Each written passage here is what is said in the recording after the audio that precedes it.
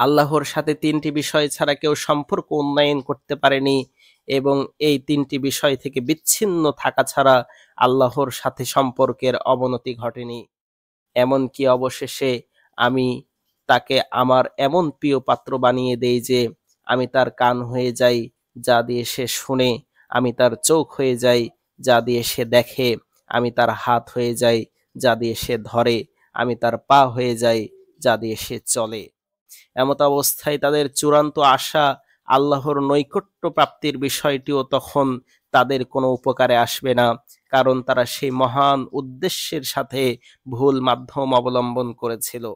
সমস্ত প্রশংসা আল্লাহ তাআলার, যিনি আমাদের অধিকতর নিকটে এবং আহ্বানকারীর আহ্বানে সাড়াদানকারী। তিনি আমাদের অভিভাবক, কর্তা ও মহামহিম সত্তা। তিনি যাকে ইচ্ছা নৈকট্য দান করেন এবং নির্বাচিত বান্দাদের আপন করে নেন। সালাত ও সালাম পেশ করছি আল্লাহর বান্দা ও রসুল এবং আমাদের নেতা ও নবী মুহাম্মদ সাল্লাল্লাহু আলাইহি ওয়াসাল্লামের উপর, যাকে আল্লাহ তাআলা সৃষ্টিকুলের মাঝে অধিকতর সম্মানিত করেছেন। অতঃপর হে মানব সকল, আপনারা যথাযথভাবে আল্লাহ তাআলাকে ভয় করুন এবং আল্লাহর বাণী লা ইলাহা ইল্লাল্লাহকে আঁকড়ে ধরুন, কারণ প্রকৃত সফলকাম তো সেই ব্যক্তি যে অন্তরে তাকওয়া ধারণ করতে পেরেছে এবং পরকালীন জীবনকে সম্মুখে রেখে ইহকালকে যাপন করেছে। আল্লাহ তাআলা ইরশাদ করেন, হে ঈমানদারগণ, তোমরা আল্লাহর তাকওয়া অবলম্বন করো এবং প্রত্যেকের উচিত চিন্তা করে দেখা আগামীকালের জন্য সে অগ্রিম কি পাঠিয়েছে। আর তোমরা আল্লাহকে ভয় করো, নিশ্চয়ই তোমরা যা করো সে সম্পর্কে আল্লাহ তাআলা সম্যক অবগত।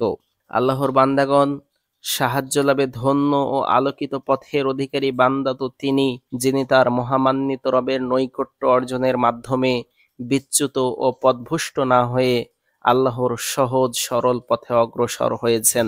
একান্তভাবে উত্তম কাজ সম্পাদন করে আল্লাহর প্রিয় বান্দা হওয়ার সাধনা করেছেন। রবের দেয়া নূরকে সঙ্গী করে সে রবের প্রতি পূর্ণ ভালোবাসা ব্যক্ত করেছেন এবং সর্বোচ্চ মর্যাদা দিয়ে সবিনয়ে ও দীনতার সাথে তারই প্রতিদান প্রত্যাশী হয়েছেন এবং তার ভয়ে কম্পিত হয়েছেন। আলোকিত পথের যাত্রী তো সেই বান্দা, যিনি নবী রাসূলগণ ও সৎকর্মশীল বান্দাদের গুণ ও বৈশিষ্ট্যে নিজেকে সজ্জিত করেছেন। যেহেতু আল্লাহ তাআলা তাদের অনুসরণ করতে নির্দেশ দিয়েছেন এই বলে তারা যাদেরকে ডাকে তারাই তো তাদের রবের নৈকট্য লাভের উপায় সন্ধান করে, যে তাদের মধ্যে কে কত নিকটতর হতে পারে, আর তারা তার দয়ার প্রত্যাশা করে এবং তারা ভয় করে। নিশ্চয়ই আপনার রবের শাস্তি ভয়াবহ। হে মুসলিমগণ, আল্লাহর নৈকট্য লাভের অধিকতম উত্তম মাধ্যমের মধ্যে রয়েছে সেই আমল যা আল্লাহ তাআলা তার বান্দার উপর ফরজ করে দিয়েছেন। যেমনটি আল্লাহ তাআলা হাদিসে কুদসিতে ইরশাদ করেন, বান্দা আমার সবচেয়ে বেশি নিকটবর্তী হয় সেই সব কাজের মাধ্যমে যেগুলো আমি তার উপর ফরজ করেছি। তাছাড়া ইবাদতের ক্ষেত্রে আল্লাহর একত্ববাদকে স্বীকার করা এবং একনিষ্ঠতার সাথে একমাত্র তারই উদ্দেশ্যে দিনকে মেনে চলার চেয়ে আল্লাহর কাছে অধিকতর প্রিয় কিছুই নেই। আর এটি বান্দার উপর অর্পিত আল্লাহর সবচেয়ে বড় ইবাদত। অন্যদিকে শিরক তথা আল্লাহর সাথে অংশীদার সাব্যস্ত করার মতো ঘৃণ্য কাজ দ্বিতীয়টি নেই। আল্লাহ সুবহানাহু ওয়া তাআলার নিষিদ্ধ কাজগুলোর মধ্যে সবচেয়ে মারাত্মক ও ভয়ানক হলো তার সাথে শিরক করা। এরপর ইসলামের ফরজ কাজগুলোর মধ্যে সবচেয়ে গুরুত্বপূর্ণ এবং মহাপবিত্র সত্তা ও শান্তি বিধায়ক আল্লাহ তাআলার নৈকট্য অর্জনে অধিকতর সহায়ক ও কার্যকর ইবাদত হলো ফরজ সালাত। আল্লাহ তাআলা তার নবীকে বলেছেন, কখনো নয় আপনি তার অনুসরণ করবেন না, আপনি সেজদা করুন এবং নিকটবর্তী হন। আর রাসূল সাল্লাল্লাহু আলাইহি ওয়াসাল্লাম বলেছেন, বান্দার সেজদারত অবস্থায় তার প্রতিপালকের অনুগ্রহ লাভের সর্বোত্তম মুহূর্ত। আর এটি এজন্যে যে বান্দার ইবাদত গুজার ও তার রবের বিনীত সমর্পিত হওয়ার চূড়ান্ত প্রকাশ ঘটে তখন যখন সে সেজদায় থাকে। সমস্ত মহিমার মালিক একমাত্র আল্লাহ, যে মহিমার কোনো সীমা পরিসীমা নেই। কাজেই আপনি তার জন্য নির্ধারিত গুণ বৈশিষ্ট্যের যত দূরে থাকবেন তত জান্নাতের নিকটবর্তী হবেন এবং তারই সান্নিধ্য লাভে ধন্য হবেন। কোনো এক ব্যক্তি কত সুন্দর করেই না বলেছেন, আর যদি আমরা বিনয়ের সাথে আপনার সামনে মাথা নত করি, তবে সেই নম্রতাতেই নিহিত রয়েছে আমাদের শান মান। রবের সাথে বান্দার নিরেট বিনয় ও নম্রতার সাক্ষ্য দেয় দুইটি বিষয়। এক, আল্লাহর আদেশ নিষেধের সামনে নিজেকে সমর্পণ করা এবং তারই বিচার ফাইসালায় ধৈর্য ধারণ করা। দুই, আত্মগরিমা ও অহংকার থেকে মুক্ত হওয়া এবং সবসময় বিনয় নম্রতার পোশাকে সজ্জিত হওয়া। শাইখুল ইসলাম ইবনু তাইমিয়া রহিমাহুল্লাহ বলেন, বান্দা যত বেশি তার রবের কাছে নম্রতা ও দিনদারিতা নিয়ে হাজির হবে, সে তত বেশি তার নৈকট্য লাভ করবে। আল্লাহর বান্দাগণ, একজন আল্লাহ প্রেমী বান্দা সব সময় তার রবের সান্নিধ্য লাভের জন্য ফরজ এবাদতের পর নফল এবাদতের মাধ্যমে আরো কাছে যাওয়ার চেষ্টা করে। সে ফরজের পাশাপাশি মোস্তাহাব ও ফজিলতপূর্ণ আমলগুলো করে। পরিশেষে এক সময় আল্লাহ তাআলা তাকে ভালোবাসেন, আর আল্লাহ যাকে ভালোবাসেন তিনি তার জন্য সাহায্যকারী ও অভিভাবক হয়ে যান। তখন আল্লাহ তাআলা তাকে হারাম কাজ থেকে রক্ষা করেন, তার চোখে নিষিদ্ধ বস্তুর প্রতি দৃষ্টি পড়া থেকে বাঁচান, তার হাতকে জুলুম থেকে বিরত রাখেন এবং তার পা যেন আল্লাহর অসন্তুষ্টির পথে না চলে, বরং সেগুলো কেবল তার সন্তুষ্টির পথেই পরিচালিত হয়, সে তৌফিক দান করেন। ফলে তার প্রবৃত্তি সংশোধিত হয় এবং হৃদয় আলোকিত হয়ে ওঠে।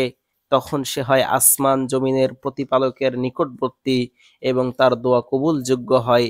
যেমনটি হাদিসে কুদসিতে আল্লাহ তাআলা ইরশাদ করেন, আমার বান্দা সর্বদা নফল ইবাদত দ্বারা আমার নৈকট্য লাভ করতে থাকবে, এমনকি অবশেষে আমি তাকে আমার এমন প্রিয় পাত্র বানিয়ে দেই যে আমি তার কান হয়ে যাই, যা দিয়ে সে শুনে, আমি তার চোখ হয়ে যাই, যা দিয়ে সে দেখে, আমি তার হাত হয়ে যাই, যা দিয়ে সে ধরে, আমি তার পা হয়ে যাই, যা দিয়ে সে চলে। সে যদি আমার কাছে কিছু চাই, তবে আমি নিশ্চয়ই তাকে দান করি, আর যদি আমার কাছে আশ্রয় প্রার্থনা করে, তবে অবশ্যই আমি তাকে আশ্রয় দেই। আর যখন কোনো বান্দা আল্লাহর দিকে এগিয়ে আসে, তখন আল্লাহ তাআলা তার দিকে আরো বেশি এগিয়ে আসেন এবং তাকে সম্মান ও মর্যাদা দান করেন। আল্লাহ তাআলা তাকে এমন এক সুসংবাদ দেন যা আত্মাকে আনন্দে উদ্বেলিত করে তোলে। মৃত্যুক্ষণে সে আল্লাহর পক্ষ থেকে অত্যন্ত প্রশান্তি, আনন্দ ও সম্মানজনক রিজিকের সুসংবাদ পায়। যেমনটি আল্লাহ তাআলা ইরশাদ করেন, অতঃপর যদি সে নৈকট্যপ্রাপ্তদের একজন হয়, তবে তার জন্য রয়েছে আরামদায়ক উত্তম জীবনোপকরণ, সুন্দর উদ্যান।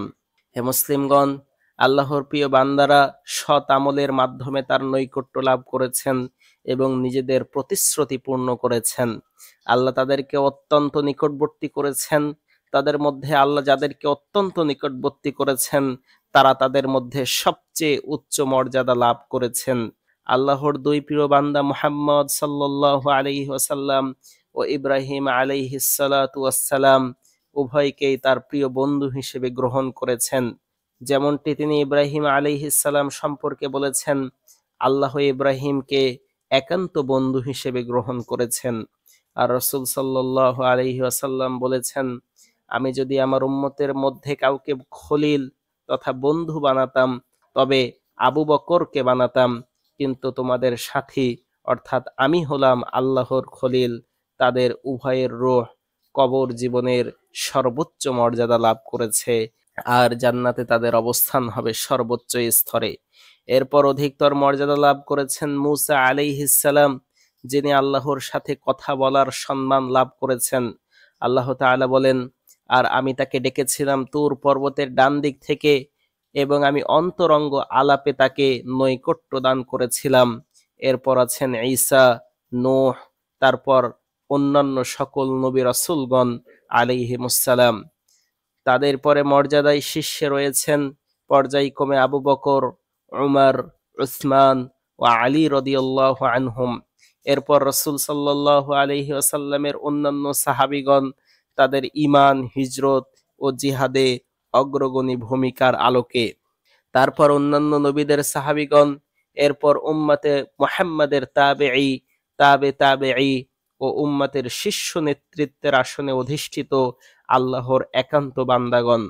ইমানি ভাইয়েরা, বান্দার প্রতি আল্লাহ কতটা দয়াবান এবং তিনি তাদের জন্য কতটা সহজতা প্রবণ, তার একটি প্রমাণ হলো তিনি তার মাঝে ও বান্দার মাঝে এমন কোনো মাধ্যম নির্ধারণের বৈধতা দেননি।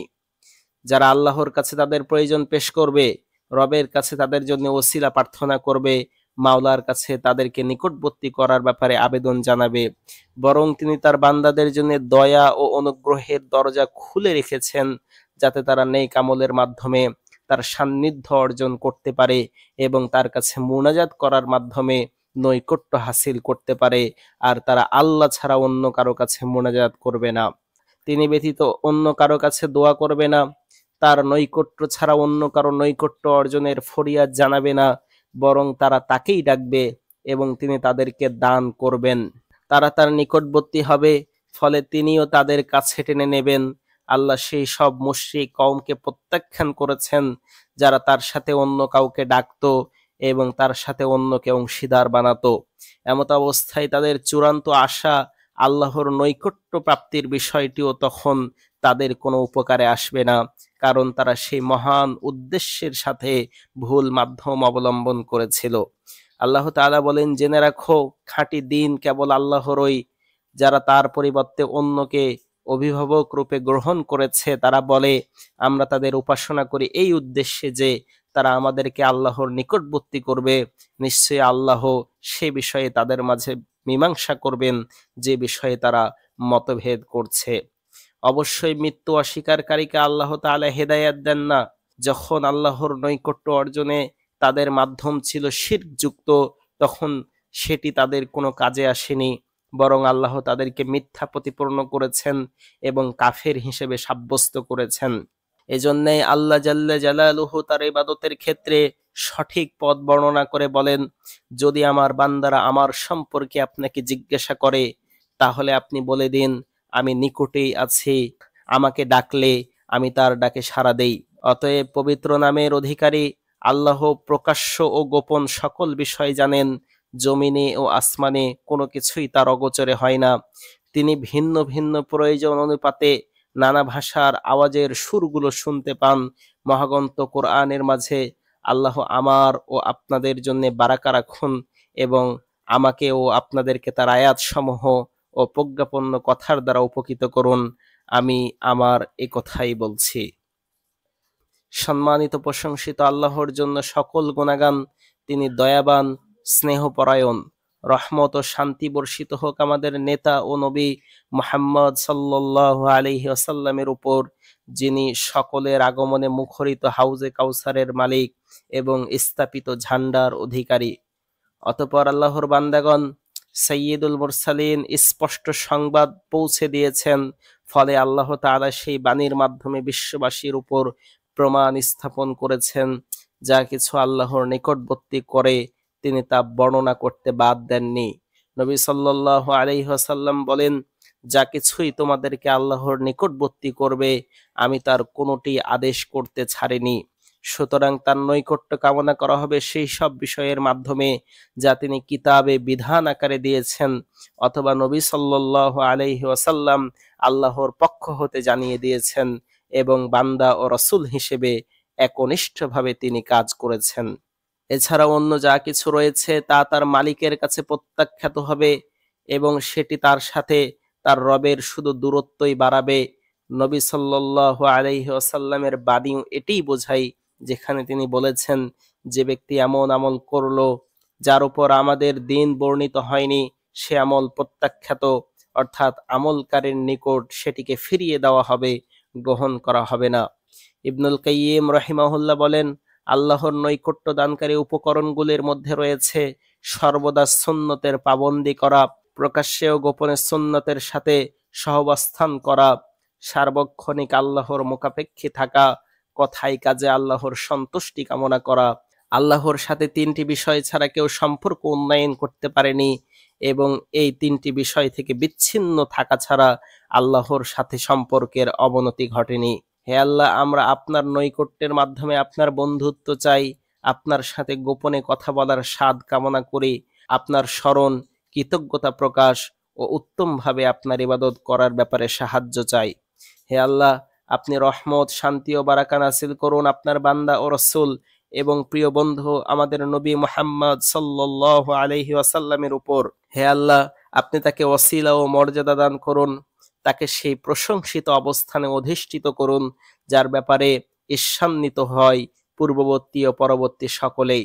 হে আল্লাহ, আপনি সৎ পদপ্রাপ্ত 4 খলিফা, হৃদয়ের উজ্জ্বল নেতা আবু বকর, উমর, উসমান ও আলী রাদিয়াল্লাহু আনহুম এবং অন্যান্য সকল সম্মানিত সাহাবীদের প্রতি, তাবেঈন ও কিয়ামত অবধি ইহসানের সাথে তাদের অনুসরণকারী সকলের প্রতি সন্তুষ্ট হন। হে আল্লাহ, আপনি ইসলাম ও মুসলমানদেরকে সম্মানিত করুন, শিরক ও মুশরিকদের অপদস্থ করুন, আপনার শত্রু ও দ্বীনের শত্রুদেরকে ধ্বংস করুন, আপনার মুমিন বান্দাদেরকে সাহায্য করুন। হে শক্তি ও পরাক্রমের অধিকারী, হে আল্লাহ, আপনি ঈমানদারদের মধ্যে আপনার দুর্বল ভাইদের জন্য সাহায্যকারী, সহায়তাকারী, শক্তিদানকারী ও পৃষ্ঠপোষক হয়ে থাকুন। হে আল্লাহ, আপনি ফিলিস্তিনে তাদেরকে জালেম ও সীমালঙ্ঘনকারী ইহুদিদের বিরুদ্ধে বিজয় দান করুন।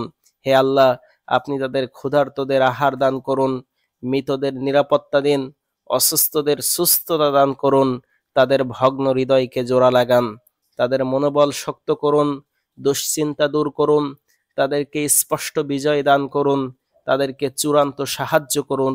হে আল্লাহ, আপনি মুসলমানদেরকে সকল স্থানে সাহায্য করুন, তাদের দেশে নিরাপত্তা ও ঈমান বাড়িয়ে দিন। হে আল্লাহ, আপনি তাদের অবস্থা সংশোধন করুন, তাদের অন্তরের মাঝে সম্প্রীতি সৃষ্টি করে দিন, আপনার রজ্জুকে আঁকড়ে ধরার জন্যে ও আপনার হুকুমের আনুগত্য করবার জন্যে তাদেরকে সুপথে পরিচালিত করুন। হে আল্লাহ, আপনি আমাদের নেতা ও শাসক খাদিমুল হারামাইন শরীফাইনকে সত্য দ্বারা শক্তিশালী করুন, তার দ্বারা আপনার দিনকে সম্মানিত করুন, আপনার বাণীকে সমুন্নত করুন, তাকেও ক্রাউন প্রিন্সকে দেশ ও জনগণের কল্যাণে কাজ করার তৌফিক দিন। ইয়া রব্বাল আলামিন। হে আমাদের রব, আমরা নিজেদের উপর জুলুম করেছি, যদি আপনি আমাদের ক্ষমা না করেন এবং আমাদের উপর দয়া না করেন, তাহলে তো আমরা ক্ষতিগ্রস্তদের অন্তর্ভুক্ত হয়ে যাব। হে আমাদের রব, আপনি আমাদের পক্ষ থেকে কবুল করুন, আপনি সর্বশ্রোতা সর্বজ্ঞ, আপনি আমাদের তওবা কবুল করুন, নিশ্চয়ই আপনি তওবা কবুলকারী মহামহিন। সুবহান রাব্বিকা রাব্বিল ইজ্জাতি আম্মা ইয়াসিফুন ওয়া সালামুন আলাল মুরসালিন ওয়ালহামদুলিল্লাহি রাব্বিল আলামিন।